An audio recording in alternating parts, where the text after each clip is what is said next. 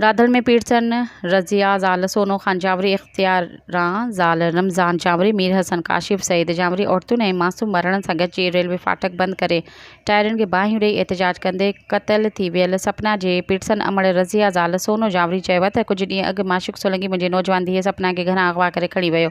जंहिंखां पोइ असां पंहिंजे चङे हाजी इख्तियार अली जावरी खे दाह ॾिनी ऐं सोलंकी बिरादरी जे नौजवान मोअज़्ज़िज़ तारिक सोलंकी ॾांहुं बि कल्ह धां माशिक़ सोलंकी खे पंहिंजे अज़ीज़नि ॾांहुं बांह वापसि करण लाइ चयो, जंहिं ते मामा ऐं भाणेजे पाणे में विढ़ी पिया, जंहिं में मुंहिंजी धीअ सपना ऐं हुन सां गॾु वेठल ख़ालिद सोलंकी मारिजी वियो।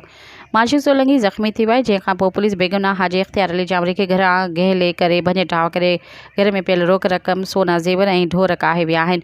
जेकॾहिं असां जावरी हिननि खे मारियो हुआ त माशिक़ सोलंकी खे अॻु मारियो हुआ, इहो कीअं बची हा। हुननि खे सोलंकी धुर जे माण्हुनि क़तल कयो आहे। मुज़ाहिरीन SSP दादो खे अपील कंदे चयो त इंक्वायरी करे असां खां इंसाफ़ करे फ़राहम कयो वञे।